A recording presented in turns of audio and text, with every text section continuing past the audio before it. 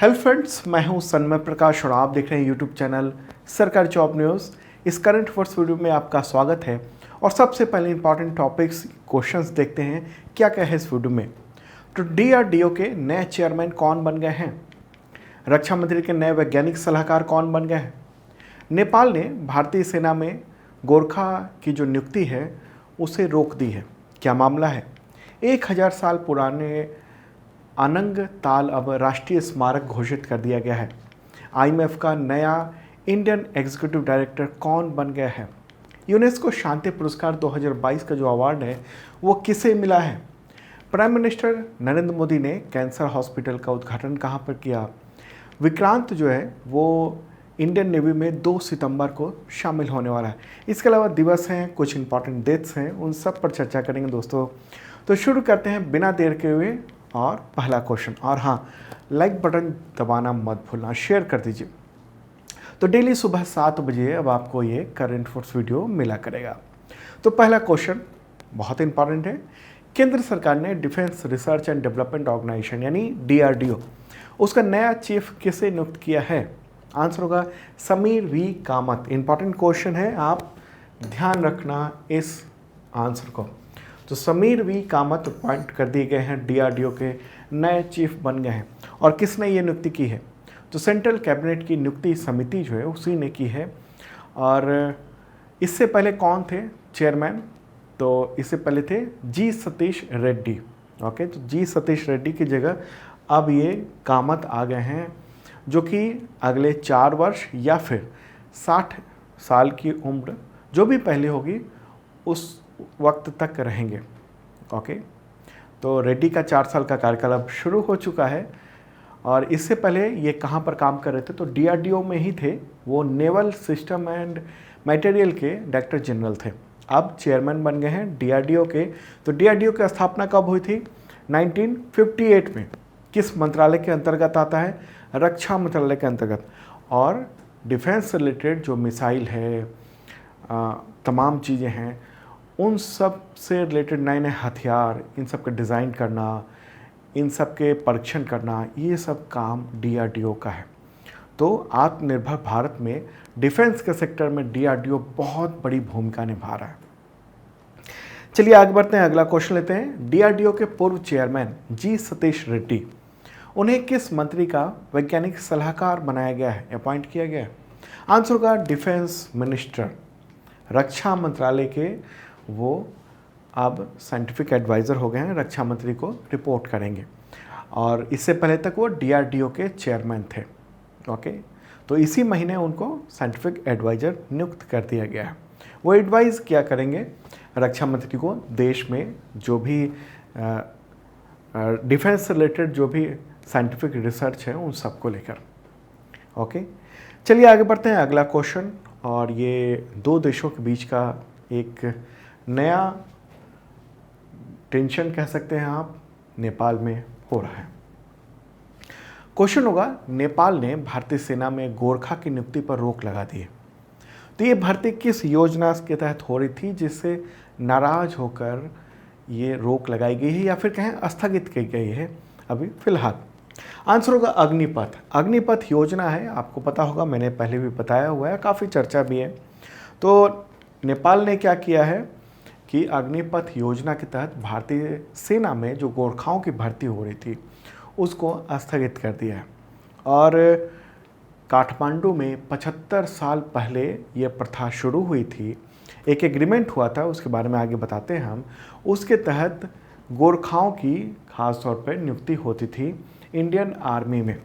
तो अब चूँकि नेपाल में काफ़ी विवाद हो गया वहाँ पर कि अग्निपथ योजना में 4 साल की नौकरी है और उसके बाद 75% लोगों को बाहर निकाल दिया जाएगा, 25% लोगों को ही आगे की परमानेंट जो सैनिक बनाने की जो कार्रवाई है वो होगी। तो ऐसे में इस पर काफ़ी विवाद छिड़ गया है वहाँ की सरकार में और जो विपक्ष हैं उन सब में। ठीक है, तो नेपाल के विदेश मंत्री कौन है? नारायण खड़का। तो उन्होंने नेपाल में भारतीय जो राजदूत हैं नवीन श्रीवास्तव, उनको इसके बारे में सूचित किया और कहा कि काफ़ी बातें हैं अग्निपथ योजना को लेकर, और उसको लेकर अभी अब स्थगित कर रहे हैं। और उनका ये, नेपाल का ये कहना है कि अग्निपथ योजना है उसके तहत गोरखाओं की जो भर्ती है वो 9 नवंबर 1947 को नेपाल, भारत और ब्रिटेन के बीच में जो त्रिपक्षीय समझौता हुआ था उसके प्रावधान के अनुरूप नहीं है। उनका कहना है कि नेपाल में जो राजनीतिक दल है और सभी जो हितकारी लोग हैं वो सबसे आपस में चर्चा करेंगे, उसके बाद ही ये निर्णय लेंगे। ठीक है, तो नेपाल ये रहा, और इधर प्यारा भारत है और यहाँ नेपाल है। ओके, दरअसल हुआ ये था कि भारत ने अगस्त यानी इसी महीने एक मीटिंग के दौरान नेपाल से भर्ती में सहयोग के लिए अप्रूवल मांगा था, और ये 4 साल का जो अग्निपथ योजना है उसके तहत ये करने को कहा गया था। लेकिन भविष्य को लेकर चिंता जताई गई है, और प्रधानमंत्री वहाँ जो देवबा हैं, शेर बहादुर देवबा प्राइम मिनिस्टर हैं नेपाल में, तो उनके विदेश मामलों के सलाहकार अरुण कुमार सुवेदी, उनका ये बयान है कि 4 साल के बाद भारतीय सेना में जो गोरखा होंगे वो वापस लौट आएंगे, तो ऐसे में उनका उपयोग हिंसक गुट के तौर पर हो सकता है, दुरुपयोग हो सकता है, कोई हिंसक गुट उनको अपने साथ में ले सकता है। ऐसे में नेपाल के लिए नई मुश्किल खड़ी हो सकती है, और उसने नेपाल सरकार ने ये भारत सरकार से अनुरोध किया है कि वो जो उनकी चिंताएं हैं उन सबको पूरी करें। कितनी भर्ती होनी थी, तो काठमांडू पोस्ट है उसके अनुसार इस साल 2022 में अग्निपथ योजना के तहत 1300 नेपालियों की भर्ती होनी थी जो गोरखा है। हालांकि पिछले कुछ सालों की तुलना में कम है। हालांकि टोटल अगर बात करेंगे इंडिया में और नेपाल के टोटल जोड़ लें तो 40,000 अग्निवीर भर्ती होने की ऐसी उम्मीद बताई जा रही है। और इंडियन आर्मी में गोरखा रेजिमेंट के 43 बटालियन है, और इसमें भारतीय सैनिक के साथ साथ नेपाल से जो भर्ती होते गोरखा वो जवान भी शामिल है। तो यहाँ हम आगे और भी बात करेंगे कि गोरखा की जो नियुक्ति है इंडियन आर्मी में वो क्यों इम्पॉर्टेंट है और कैसा शानदार इतिहास रहा है गोरखाओं का, उस पर भी। उससे पहले आपको बताऊं कि अभी जो मैंने बताया था कि 1947 में ट्राइलेटरल यानी त्रिपक्षीय समझौता हुआ था, वो क्या था। देखिए, इसकी जो भर्ती है वो सबकी बुनियाद 1816 में ही पड़ी थी। नेपाल सरकार और ब्रिटिश ईस्ट इंडिया कंपनी के बीच में 1816 में सुगौली संधि पर सिग्नेचर हुए थे, और इसी के बाद से तत्कालीन जो ब्रिटिश इंडियन आर्मी थी उसमें नेपाल से गोरखाओं की भर्ती शुरू हुई थी। और भारत के स्वतंत्र होने के बाद नवंबर 1947 में एक ट्राइलेटरल व्यवस्था भी बनी थी, त्रिपक्षीय। उसके तहत ये हुआ कि नेपाल में जो गोरखा हैं वो भारतीय सेना में सेवा कर सकेंगे, और या फिर ब्रिटेन भी वो जा सकते हैं, वहाँ भी सेवा कर सकते हैं वहाँ की आर्मी के लिए। ठीक है, तो बात समझ रहे हैं आप। अब सवाल ये है कि इंडियन आर्मी में क्यों ज़रूरी है ये गोरखा। देखिए, गोरखा जो है सैनिक वो भारतीय सेना के लिए बहुत इम्पॉर्टेंट रहे हैं, और जो कई युद्ध हुए इंडिया, चाइना या फिर कहें पाकिस्तान के साथ, जैसे 1962, 1965, 1971, 1991, तो उन सब में पाकिस्तान के खिलाफ, चीन के खिलाफ युद्धों में भारतीय सेना के जवान के तौर पर बहुत बहादुरी से गोरखाओं ने लड़ाइयाँ लड़ी थी। गोरखा रेजिमेंट जो है वो दुनिया की सबसे खतरनाक और निडर रेजिमेंट में मानी जाती है। पहाड़ पर चढ़ाई में बहुत ही विशिष्ट होते हैं वो, और भारत के दृष्टिकोण से जो पहाड़ी इलाके हैं बहुत सारे सीमावर्ती, वहाँ पर रणनीतिक रूप से वो बहुत ही इम्पॉर्टेंट है। गोरखा जो है वो विशाल और जो हाई एल्टीट्यूड की जो हिमालय पर्वतमाला है, सियाचिन है, वहाँ पर सुरक्षा प्रदान करने में बहुत ही सक्षम है। ओके, तो ये एक इम्पॉर्टेंट बात है। वीर गोरखाओं की अगर बात करेंगे तो दुनिया भर में वो काफ़ी चर्चित हैं अपने अदम्य साहस के लिए। ठीक है, इम्पॉर्टेंट बात। अच्छा, और भी मैं बात बताऊं कि अगर सवाल हो कि कितने देशों की सेनाओं में नेपाल के गोरखा भर्ती किए जाते हैं, तो एक तो नेपाली सेना है, भारतीय सेना, ब्रिटिश आर्मी, सिंगापुर की सेना, ब्रुनेई की सेना और यूएन पीस कीपिंग मिशन, वहाँ भी गोरखा जाते हैं। ओके, तो इम्पॉर्टेंट बात थी जो बातें आपने समझी। ओके, और नेपाल तो ये रहा, राजधानी क्या है, काठमांडू। और फिर से मैं बताऊं प्राइम मिनिस्टर कौन है, शेर बहादुर देउबा। तो जो भी मैं बता रहा हूँ वो सब इस वीडियो के डिस्क्रिप्शन में PDF है, वहाँ अवेलेबल है। आप सरकारी जॉब न्यूज़ का जो ऐप है उसको डाउनलोड करके डेली का जो ये करंट अफेयर्स है वो सब भी ले सकते हैं। अगला क्वेश्चन लेते हैं।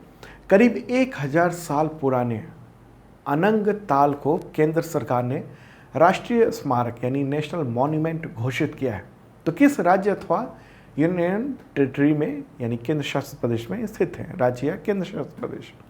आंसर होगा दिल्ली। दिल्ली में है ये, और आप देख लीजिए इसको नेशनल इम्पोर्टेंस का ये मॉन्यूमेंट घोषित कर दिया गया है, अनंग ताल लेक को। ओके, ये दिल्ली में स्थित है, कुतुब मीनार के पास में स्थित है। अगर हम कहेंगे दिल्ली में किस इलाके में है, तो महरौली इलाके में दिल्ली में है।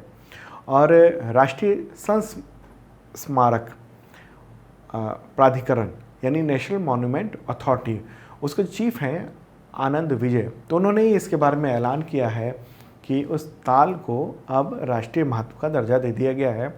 और ये जो ताल है, ये जो लेक है, उसे दिल्ली के जो संस्थापक थे सम्राट अनंगपाल तोमर, वो उनकी निशानी है, उन्होंने इसका निर्माण कराया था। कब की बात है, तो 1060 वर्ष 1060 में, 1060 ईस्वी में, यानी लगभग अभी से 1000 साल पहले की बात है। अनंतनाग जो सम्राट थे वो उनका नाता राजस्थान से भी था, क्योंकि महाराजा अनंगपाल को पृथ्वीराज चौहान का नाना के तौर पर भी जाना जाता है। पृथ्वीराज चौहान के नाना अनंगपाल, जिन्होंने इस ताल का निर्माण कराया था, उनके नाम से ये जाना जाता है। तो अब जो अनंग ताल है उसका संरक्षण यानी कंजर्वेशन भारतीय पुरातत्व संरक्षण यानी ASI, इंग्लिश में कहेंगे full form archaeological survey of India, वो करेगा।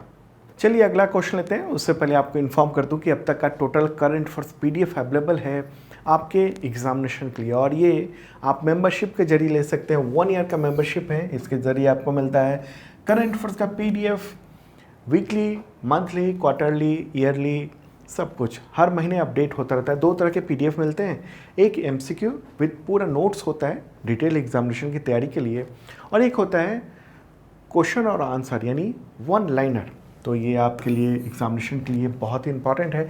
इसके अलावा वीकली मॉक टेस्ट होता है, एवरी संडे को exam based monthly test series भी आयोजित किया जाता है अलग अलग एग्जामिनेशंस के लिए, और डिस्काउंट बुक्स पर है और फ्री शिपिंग भी है।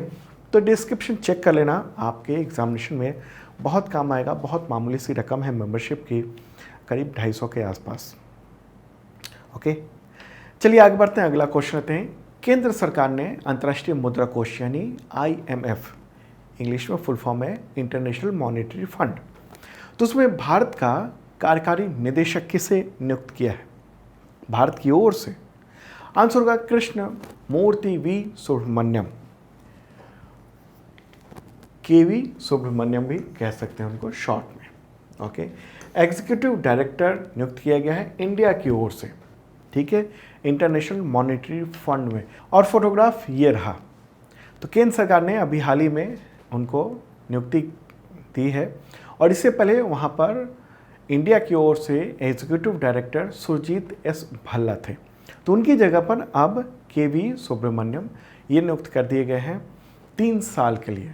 ओके, और इनके बारे में बताऊं, कृष्णमूर्ति V सुब्रमण्यम या फिर कहें KV सुब्रमण्यम, ये भारत के मुख्य आर्थिक सलाहकार रह चुके हैं, chief economic adviser Indian government के। IMF में ये क्या करेंगे, एग्जीक्यूटिव डायरेक्टर यानी कार्यकारी निदेशक के तौर पर, अगर वहाँ पर किसी बात को लेकर वोटिंग होगी और जो तमाम फैसले इंपॉर्टेंट होते हैं उसमें इंडिया की ओर से अपना पक्ष रखेंगे, और इंडिया का जो शेयर है, उस वोट का जो महत्व है वो इनके हाथ में रहेगा, ठीक है, अलग अलग फैसलों को लेकर। IMF के बारे में भी आपको बताऊं, ये लोगो है, आप देख रहे हैं। स्थापना हुई थी 27 दिसंबर 1945 को। मुख्यालय कहाँ है? वाशिंगटन DC, अमेरिका में। और ये किसका ऑर्गेनाइजेशन है, किसके अंडर में, या फिर कहें कौन सा पेरेंट ऑर्गेनाइजेशन है इसका, इंटरनेशनल मॉनेटरी फंड का, तो यूनाइटेड नेशंस यानी संयुक्त राष्ट्र है। मैनेजिंग डायरेक्टर कौन है इसके, तो क्रिस्टलीना जॉर्जिएवा। और फर्स्ट डिप्टी मैनेजिंग डायरेक्टर कौन है, Gita Gopinathan. Okay, total member कितने हैं इंटरनेशनल मॉनेटरी फंड के, तो 190। क्या काम है इंटरनेशनल मॉनेटरी फंड का, देखिए यूनाइटेड नेशंस से संबंधित 2 प्रमुख वित्तीय संस्थान हैं, कौन कौन से, वर्ल्ड बैंक और दूसरा है इंटरनेशनल मॉनेटरी फंड यानी IMF। तो वर्ल्ड बैंक का क्या काम होता है, वर्ल्ड बैंक का काम होता है किसी देश में डेवलपमेंट के लिए फंड मुहैया कराना। ओके, वो लोन देता है। और इंटरनेशनल मॉनेटरी फंड क्या करता है, अगर कोई देश बर्बाद हो गया है आर्थिक रूप से, जैसे श्रीलंका हो गया, तो उसको बेल आउट करना है, उसको मदद करनी है, और वो बहुत बड़ी रकम से ही मदद हो सकती है, जैसे इससे पहले ग्रीस का हुआ था। ओके, तो वो मॉनेटरी फंड जो है, इंटरनेशनल मॉनेटरी फंड IMF, वो फंडिंग करता है। ओके, तो IMF जो फंड करता है वो ऐसे देश को जो दिवालिया हो गया है या होने के कगार पर है, उसको मदद करता है IMF। तो मुझे लगता है पूरी बात आप समझ चुके होंगे। अब आगे बढ़ते हैं और अगला क्वेश्चन लेते हैं। प्राइम मिनिस्टर नरेंद्र मोदी ने अगस्त में Homi Bhabha cancer hospital and research centre का उद्घाटन कहाँ पर किया है, आंसर होगा मोहाली पंजाब में। ठीक है, तो न्यूज़ आप देख रहे हैं, उन्होंने उद्घाटन किया है, और आप ये देखिए फोटोग्राफ भी है। पंजाब के चीफ मिनिस्टर कौन है, भगवंत मान। तो परमाणु ऊर्जा विभाग के तहत एक सहायता प्राप्त संस्थान और टाटा मेमोरियल सेंटर ने इस सेंटर का निर्माण किया है। ओके, किसका, तो Homi Bhabha cancer hospital and research centre का। और इसके निर्माण में, कंस्ट्रक्शन में 660 करोड़ रुपए की लागत हुई है। ओके, पंजाब में जो खेती हुई और जो वहाँ पर कीटनाशकों का बहुत बड़े पैमाने पर उपयोग हुआ, उसकी वजह से कैंसर के मामले वहाँ बहुत ज़्यादा देखने को मिलते हैं। पंजाब हो, हरियाणा का भी बहुत सारा बड़ा इलाका है। तो ऐसे में ज़रूरत पड़ी थी कि उस इलाके में एक कैंसर हॉस्पिटल हो, क्योंकि वहाँ से कई सारी ट्रेनें चलती थी जो मुंबई के लिए, और उस ट्रेनों को उपनाम हो गया था कैंसर ट्रेन। उसमें कैंसर के मरीज़ जाते थे। टाटा मेमोरियल जो हॉस्पिटल है मुंबई में, वहाँ पर अब एक बहुत बड़ा centre Homi Bhabha cancer hospital and research centre खोल दिया गया है, और उसका उद्घाटन नरेंद्र मोदी ने किया, प्राइम मिनिस्टर ने। 300 बेड का ये अस्पताल है। ठीक है, कैंसर के इलाज के लिए surgery, chemotherapy, immunotherapy, bone marrow transplant, इन सब की सुविधा वहाँ पर रहेगी। ओके, पंजाब की बात हो रही है, मुख्यमंत्री भगवंत मान, और राजधानी क्या है, चंडीगढ़। अगला क्वेश्चन लेते हैं। सावन कुमार टाक, उनका निधन हो गया 25 अगस्त 2022 को, तो वो इनमें से क्या थे, आंसर होगा फिल्म निर्देशक थे वो। सावन कुमार टाक, उनका निधन मुंबई में हार्ट अटैक से हो गया, 86 ईयर के थे। अब वैसे तो मूलतः उनका जन्म हुआ था राजस्थान के जयपुर में, और अपनी फिल्मों से उन्होंने शानदार नाम कमाया था। उनकी पहली फिल्म थी 1967 में फिल्म नौनिहाल, उसमें उन्होंने काम किया था। उसके बाद बहुत सारी फिल्में उन्होंने बनाई थी। ओके, आखिरी जो फिल्म थी द लव सीजन 2006 में, सलमान खान ने उसमें मुख्य भूमिका निभाई थी। अगला क्वेश्चन लेते हैं। यूनेस्को शांति पुरस्कार 2022 किसने जीता, यूनेस्को पीस अवार्ड, आंसर होगा एंजेला मर्केल। कौन है वो, जर्मनी की पूर्व चांसलर है, और जर्मनी में चांसलर सर्वोच्च पद होता है राजनीतिक रूप से। तो ये यूनेस्को का ट्वीट भी देख रहे हैं आप, और इसमें उन्होंने कहा है कि ये जो अवार्ड है पीस के लिए, शांति के लिए यूनेस्को का, वो एंजेला मर्केल को दिया जा रहा है। इस अवार्ड का पूरा नाम क्या है, फ्रैक्स हॉफेट बोइग्रीन यूनेस्को शांति अवार्ड। ठीक है, पीस प्राइज़, ये अवार्ड है। और ये जो नाम है वो आइवरी कोस्ट के पूर्व राष्ट्रपति उनके नाम पर रखा गया था। अब सवाल है कि एंजेला मर्केल को क्यों ये अवार्ड दिया गया है, शांति पुरस्कार दिया गया है। तो ये अवार्ड इसलिए दिया गया है क्योंकि उन्होंने शरणार्थियों का स्वागत किया था और शरणार्थियों को अपने देश में रहने की व्यवस्था वगैरह की थी। बात है 2015 की। उस वक्त सीरिया, इराक, अफ़गानिस्तान और इरिट्रिया से 12 लाख से ज़्यादा शरणार्थी वो पहुंच गए थे बॉर्डर पर। कहाँ पर? तो जर्मनी के बॉर्डर पर। तो इन्होंने उनका स्वागत किया था, उनकी व्यवस्था की थी। तो इसलिए ये बहुत बड़ी बात थी और इसके लिए उनको पीस अवार्ड दिया गया है यूनेस्को का। ओके, तो जर्मनी की बात हो रही है। अभी कौन है चांसलर? ओल्फ स्कॉल्ज, राजधानी क्या है? बर्लिन। और यूनेस्को की भी बात कर लें, स्थापना कब हुई थी? 1945 में। मुख्यालय कहाँ है? पेरिस, फ्रांस में। मेंबर कंट्री है 193। और चीफ कौन है? Audrey Azoulay. अगला क्वेश्चन लेते हैं, अंतर्राष्ट्रीय डॉग दिवस कब मनाया जाता है? International dog day. आंसर होगा 26 अगस्त को ये मनाया जाता है। 2004 से इस दिवस को बनाने की शुरुआत हुई और फिर पूरी दुनिया में ये फैल गया। ठीक है, इम्पोर्टेंट बात।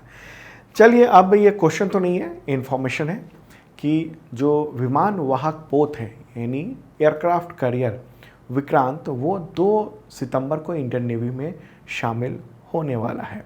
इसका ऐलान इंडियन नेवी ने किया है अभी हाल ही में। और ये देश का पहला स्वदेशी एयरक्राफ्ट है जो कि 2 सितंबर को इंडियन नेवी में शामिल होगा, विक्रांत। अभी इसका नाम विक्रांत है और फिर जैसे ही शामिल होगा 2 सितंबर को तो इसका नाम हो जाएगा INS Vikrant, Indian naval service Vikrant. ठीक है, पहला स्वदेशी इंडिजिनस एयरक्राफ्ट कैरियर है। और निर्माण की लागत कितनी है?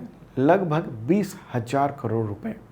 और इसमें 2,500 किलोमीटर लंबा केबल लगाया गया है। इसमें केबल की ज़रूरत होती है उसके लिए। ओके, विक्रांत की लंबाई चौड़ाई की बात करेंगे तो लंबाई है 262 मीटर और चौड़ाई है 62 मीटर, ऊंचाई 59 मीटर है। और इसमें 8 पावर जनरेटर हैं। इतने पावरफुल हैं कि कोच्चि शहर जो है ना उसको रोशन करने की क्षमता है इसकी। इसकी स्पीड क्या है? 28 नॉट की। और 7,500 समुद्री मील का सफ़र करने की क्षमता है एक बार में। ठीक है, इम्पॉर्टेंट बात है। इसके बारे में पूरी डिटेल में बात करेंगे। 2 या 3 सितंबर का जो करंट अफेयर्स होगा उसमें एक एक पॉइंट इसके बारे में, क्यों ये नाम है, इससे पहले वाला जो विक्रांत था वो क्यों खास था, सब पर चर्चा होगी। तो दोस्तों, ये था इंपॉर्टेंट करंट अफेयर्स। कैसा लगा कमेंट बॉक्स में बता सकते हैं। और आपसे रिक्वेस्ट है शेयर जरूर करें और जिन लोगों ने सब्सक्राइब नहीं किया ज़रूर कर लेना। ओके, और आप मेंबरशिप ले लेना। और ये ऐप है सरकारी जॉब न्यूज़ का, उसको डाउनलोड कर सकते हैं आप गूगल प्ले से। और उसके थ्रू आपको latest government job, current affairs और तमाम जो एग्ज़ामिनेशन के लिए इम्पॉर्टेंट चीज़ें हैं, मॉक टेस्ट है वगैरह वगैरह, वो आपके तैयारी में मदद कर सकता है। ओके, तो अब मिलते हैं कल सुबह 7 बजे। देखना मत भूलना करंट अफेयर्स सरकारी जॉब न्यूज़ का।